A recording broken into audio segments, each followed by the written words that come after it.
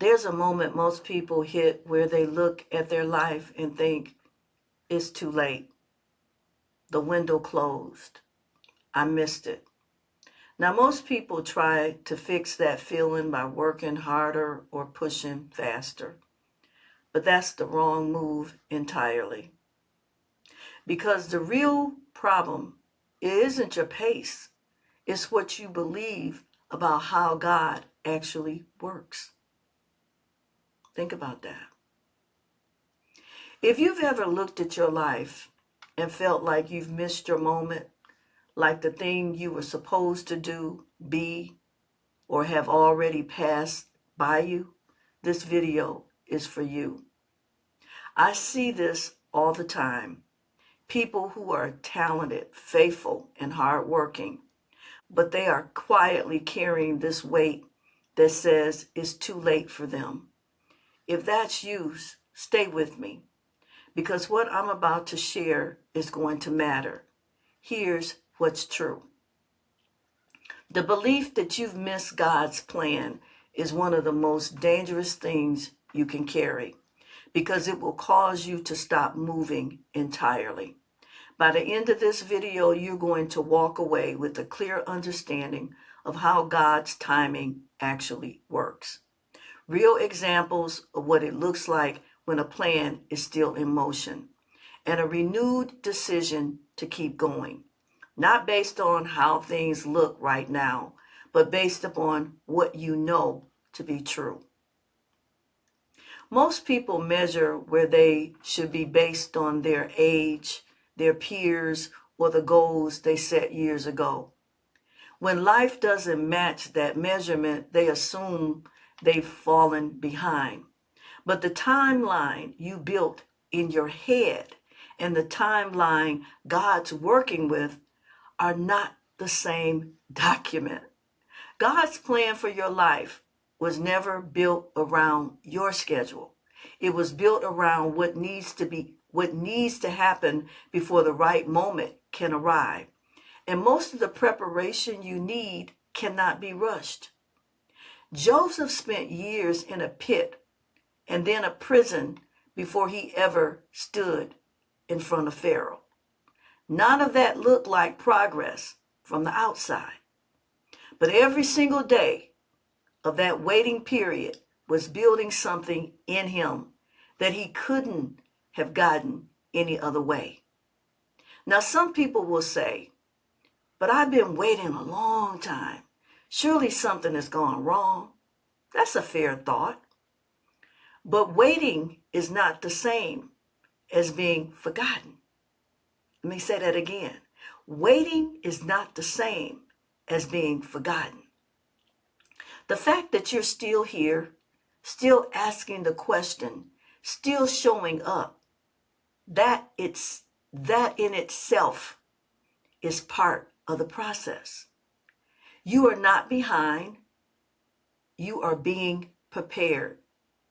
Those two are very different things. And which one you believe will determine everything about how you move forward. But understanding God's timing is only part of it. We also need to talk about what to do when the road doesn't look anything like you expected. When things don't go according to plan, a door closes, a relationship ends, an opportunity falls through, the natural conclusion is that you've made a wrong turn. But detours are not dead ends. They are part of the route. The reason people give up because they confuse a change in direction with the loss of destination. A detour doesn't mean you're not going to get there. It just means the path looks different than you thought. Moses didn't lead Israel out of Egypt at 30. He was 80. 40 years in the desert wasn't failure. It was formation. The patience, the character, the endurance he built out there, that was exactly what the job required. Now, someone might say, but my detour has been really costly. I've lost time, money, and relationships. That's real and that's painful. But costly doesn't mean canceled. Some of the most significant things God does in a person's life come right after the most disorienting seasons. The detour you're in right now is not proof that God's plan failed. It's proof that the plan is bigger than the route you had in mind. So if the timing is right and the detours are part of it, the only question left is, what do you do next? At some point, faith has to become a decision, not a feeling. Most people wait until they feel ready, feel hopeful, or feel certain before they take the next step. But that's not how this works. The plan doesn't stay in motion on its own. It moves when you move. God works through action, not just through waiting. When you take the next step, even a small one, even an uncertain one, you are giving God something to work with. Ruth didn't stay home and wait for provision. She went to the field. She worked.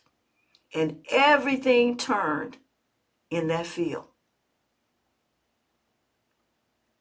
I experienced something like that myself.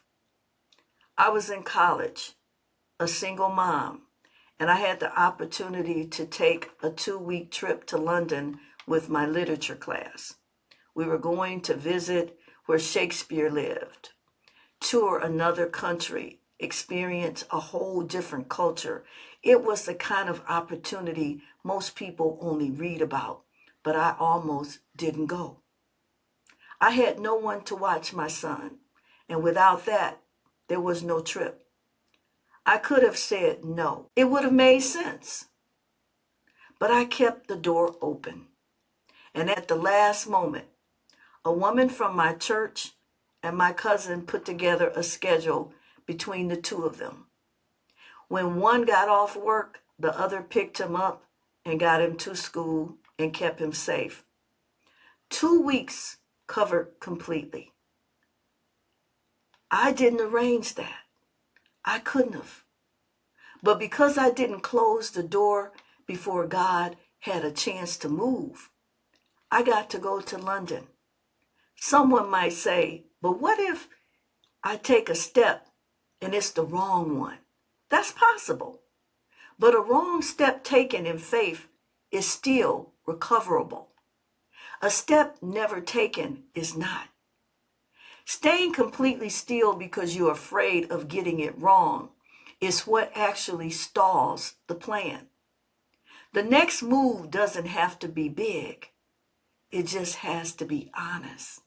Take it and trust that God can do more with your small, faithful step than you can do with your perfect, overthought plan.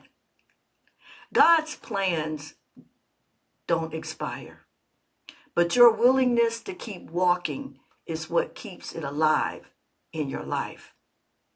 If this video encouraged you, please like it, share it with someone who needs to hear it, and leave a thoughtful comment. I love to know where you are in your journey. I'm Deborah. This is Family Still Matters. And because family still matters, understanding God's meaning and purpose for our lives matters too. Thank you so much for watching.